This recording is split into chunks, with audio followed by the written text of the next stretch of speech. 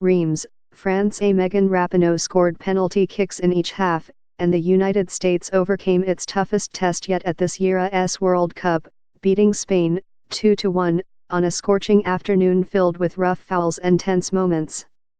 The game was a physical, sweaty, back-and-forth affair in which Spain, a rising power in women's soccer appearing in the knockout stages for the first time, gave the United States, a three-time champion, fits with its physical play and surprised the Americans by producing more dangerous chances than the Americans saw in their previous 3 games combined. Spain also did something else no other team had done thus far in France against the Americans: it scored a goal. The problem was it needed to. The Americans advanced to a highly anticipated quarterfinal against host France on Friday in Paris, but not before tempting fate an elimination. Sign up for Rory Smith's World Soccer newsletter here. Rapinoe scored the opening goal in the 7th minute, driving a penalty kick low and hard to the left corner after Tobin Heath was tripped as she cut into the penalty area from the right wing. But Spain answered only 2 minutes later. The Spanish chance came out of nothing. United States goalkeeper Alyssa Naeher played a too-short ball out of the back to Becky Sauerbrunn, and Spain forward Lucia Garcia sensed an opening and sprinted forward, closing down Sauerbrunn. The ball kicked into the center, where Spain's Jenni Hermoso was standing alone. Controlling it and catching Naeher, trapped in no man's land, off her line, Hermoso drove an inch-perfect shot over Naeher's gloved left hand and into the top right corner of the goal. Stunned by allowing their first goal after scoring 19 unanswered in the group stage, the Americans quickly went back to work and controlled possession for long stretches. But Spain's muscular challenges. Morgan was a prime target, taking a beating all day and incisive deep balls created danger repeatedly. Sadly for Spain, its finishing did not match its endeavor. As legs faded and the temperature did not, the game threatened to be heading to extra time when Rose Lavelle converged with Morgan chasing a loose ball at the top of Spain's penalty area in the 71st minute. Lavelle got to the ball first, and just as she tipped it ahead, Spain's Virginia Torres-Ceja stuck out a foot that caught Lavelle on her right ankle in midair. The spindly midfielder went down, the whistle blew, and the game's Hungarian referee, Catalin Kulcsar, pointed immediately for a penalty. Spain's players tried to stall, knocking the ball off the penalty spot and hoping for a video review. But the review, when it came, merely confirmed Kulcsar's decision. Taking the ball from Morgan, Rapinoe calmly stepped up and, in the 75th minute, stroked another low shot into the left corner. Spain tossed a few more punches, and Naeher rallying to save the day nearly 2 hours after her error had imperiled it. Blunted any last gasps. 9-0 +7. Press sprints on. Thought more of a time-wasting move at this point, but they will kill the clock any way they can right now. 9-0. That appears to be the customary amount under our new VAR overlords. Spain is pushing. US is hanging on. Ertz is now slotted in as a 5th defender, a 3rd center back. Lindsey Horan is on for Lavelle.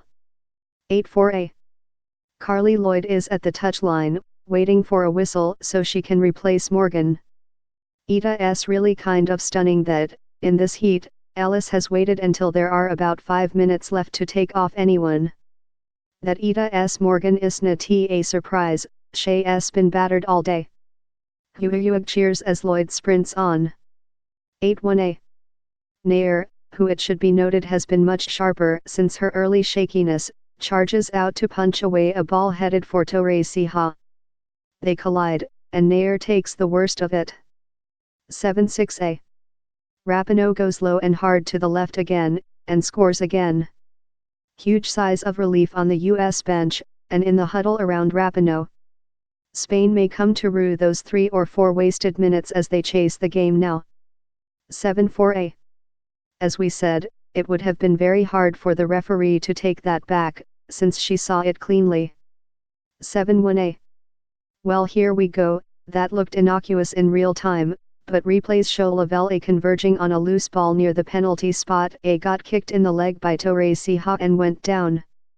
Spain's players are stalling, hoping for a VAR review. Leon just rolled the ball off the spot after Morgan placed it there. And the waiting works. Kulksar makes the square and runs over to the sideline monitor.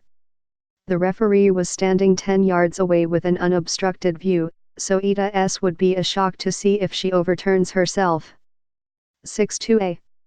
Morgan is getting mauled and Rapinoe has vanished from the game on the left. Christen Press would solve the second problem nicely, and Carly Lloyd might be the answer to the first. Only Lindsay Horan and Emily Sonnett are warming up at the moment, but Mallory Pugh did earlier. Coach Ellis is currently seated on the bench, hands crossed. 5-9. Spain has been more physical with the US than any team it has faced since, maybe, Canada last year. Morgan. Heath. Ertz. Morgan. Morgan. Morgan. O'Hara. The Americans keep getting knocked to the ground, and they're really getting annoyed. Even Ellis got up after the last one. Leon sweeping the legs of O'Hara, cleanly but roughly. The Americans need to keep their cool here, and the Spanish need to make sure they don't cross the line. A couple of yellows, or a red, could change everything. 5-5. Like so many Heath chances, she was just looking for an opening on the right with a couple of short dribbles, but then she pulled a quick trigger and rifled a shot about a foot over Pa plus or minus OSAS crossbar. 5-1. Play is stopped briefly to attend to Heath, who was injured reaching in for a 50-50th ball. She gets up, but now Morgan is down. She has been taking a beating today and she's not happy about it. This time, it was a tangle of legs. Minutes later, Maria L. copyright on drops her flat again. Morgan appeals for a yellow, or at least a cop, but gets neither. 4-6. No changes, that is, except the sun has broken through the clouds, which will only make it hotter down there. Morgan almost sprung Heath with a lead ball down the right, but Leon got there first and whacked it out of bounds. Halftime. The score is tied, but the United States was in control. In recent games against Chile and Sweden the US dominance did not always translate to the scoreboard, and this feels like a similar deal. But the early goal was a sign of intent, and the Spanish response will surely be a motivator. We mentioned the weather earlier and Ita's not any cooler, so keep an eye on that. Spain had to use a sub early, and Torrecija needed treatment after landing awkwardly just before halftime. The US looks fresher, and has a lot more lurking on the bench if Spain tires. The thing is, they still have to score. And strange things can happen in the knockout round. As the United States learned early, a single mistake can give away a goal at any moment. And no one wants to go out like that. 4-5+1. The problem for them is that the US is not. Rapinoe drives in a free kick toward a team of galloping attackers, but Ita's about a foot too far for Lavelle at the far post. 3-8. 3-7. That seemed accidental, but she basically slapped the Spain right back as she tried to change direction and cut inside. Oops. But still a yellow. Rapinoe fumes at the ref, rolling her eyes, but slaps hands with corrects Adera as if to say, my bad 3-2. Thada LL hurt, because Losada is one of Spain's more important midfield players, but her right eye is closing rapidly after some sort of contact. Sorry, I missed it, but seeing it now it's hard to see how she could have continued. The teams take advantage of the lull for a much-needed hydration break. 2-7. Nair, taking a back pass from Dunn, nearly creates even more trouble. She hits Hermoso with her clearance and needs to scramble to get the loose ball to Dunn. A minute later she charges out to head a clearance just before Hermoso arrives yet again, but the first half hour here is a good reminder that Nair has had almost nothing to do in this tournament. Today, she's been put under pressure a couple of times, and to be frank she hasn't looked great. 2-3. The problem is that the United States isn't letting them. Every time they win the ball, Ita's like a car peeling out of a high school parking lot. Lavelle just took a giveaway on a throw-in and raced up the middle. But with Heath on her right and Morgan chasing to catch up on the left, Lavelle goes left, too heavy, and the chance rolls harmlessly out of bounds. Heath, ignored, put both hands to her forehead. "I am running over here, Rose A. 16A. Lavelle with a gorgeous pass that splits open the Spain defense and leads Rapinoe perfectly on the left wing. Rapinoe one times it to Pa plus or minus OS near post, but she gets down in time to parry it away. Great chance, but the teams are really flying now. The US game is to stretch opponents and then carve them up, and it nearly worked to perfection there. The Americans will need to move quickly, because whenever they slow up, Spain drops all 10 players behind the ball, clogging any gaps." 9A. Well, that was fast. Nair with a lazy clearance that catches Sahlgren short with Lucia Garcia closing her down. Garcia flicks it over to an open Jenny Hermoso, and she punishes Nair from the top of the area. Wow, what a mistake.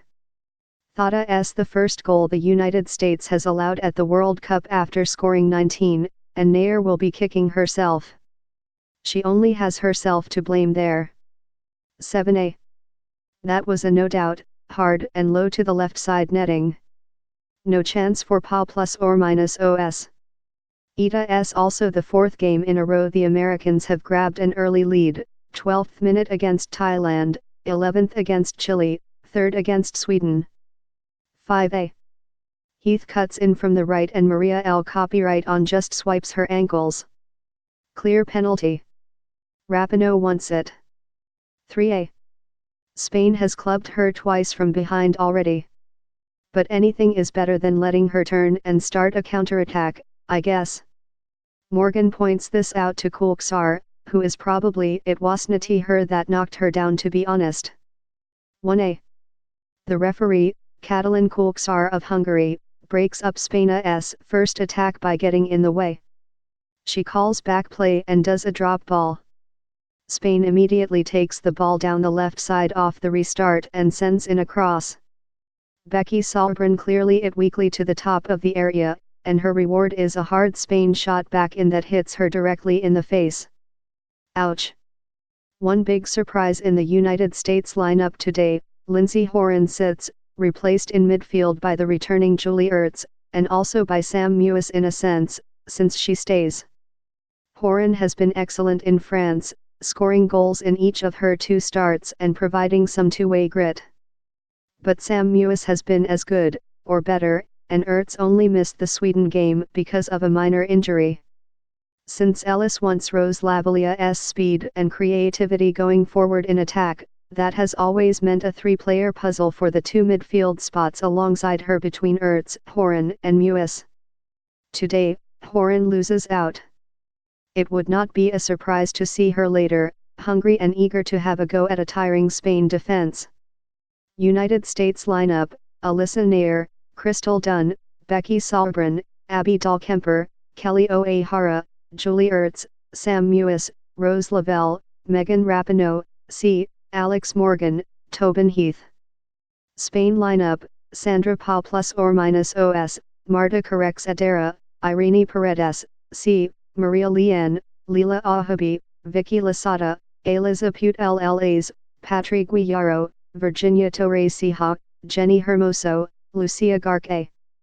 Ita's scorching in Reims today, where the sun is high, the breeze is absent and the temperature is expected to be about 90 degrees Fahrenheit for kickoff, which is 6 p.m. local time. My colleagues Andrew Keh and Jer Copyright Longman confirm my expert analysis that it is capital H hot. That could be a factor. The United States is the oldest team in the tournament, but it also is one of the fittest. The Americans also are among the deepest squads in the field, so Jill Ellis will have plenty of talent to call upon if she needs it. Kristen Press and Mallory Pugh against a tiring defense is a matchup she surely likes. As midfielder Rose Lavelle said Sunday, the strength of this team is we have a lot of strengths. Still, Spain has had 3 extra days of rest since its previous game, and its players are no strangers to playing in the heat. We cannot control what our opponent has for rest, Ellis said. Everything is about us. To be frank, there really isn't one. The teams have played only once, in January in Alicante a few days after the Americans lost a friendly against France. The United States won that day, on a goal by Christen Press. Here are the highlights. While the United States has made at least the semifinals in every World Cup, Spain, which made its World Cup debut 4 years ago, is in the knockout rounds for the first time. That made its pre-tournament friendlies wins over the Netherlands and Brazil, defeats to England and the United States critically important. Playing against the best team in the world for the first time made us understand what playing against such fast players, with great technique in a well-learned system would mean, Spain coach Jorge Vilda said after Spain's final game of the group stage. This is something we studied. This is a game where any single detail can change things, so we're going to look at what we've done and try and correct our mistakes. On Sunday, he welcomed the challenge. When the girls will look at the players in front of them, they're not going to see stars, they're going to see a team like any other, Vilda said. They are a good team. But we also are a team that has been known to be up to the challenge. The winner of today's US Spain match in Reims advances to a quarter-final against France on Friday at Parc des Princes in Paris. But France looked shaky in beating Brazil in extra time on Sunday to reach the game, and beating them is increasingly looking like an achievable goal. When France won in Paris on opening night, raining goals on South Korea and bathing in the cheers of a full house, it looked to be the odds-on favorite to win the World Cup. But that match now feels like the high point of Les Bleus' journey, which since has seen a tight VAR-aided win against Norway, a narrow VAR-aided win over Nigeria, and an uncomfortably close extra-time victory against Brazil. Yes, France has won every match. But something seems off. In the first half especially, our group was very nervous, Corinne Diacre, Francia's coach, said after beating Brazil. I asked them at halftime to play more freely and enjoy themselves. They were putting so much pressure on themselves that they forgot the fundamentals, and we were facing a very good team. The opponents will only get better from here, but Diacre, who is under immense pressure to deliver Francia's first major trophy, still thinks her players are up to the task. I cannot say that I totally recognized my team tonight individually, but we did what we had to do defensively and collectively, she said. It was not exceptional, but, despite all that, we went out and found what we needed to get the victory.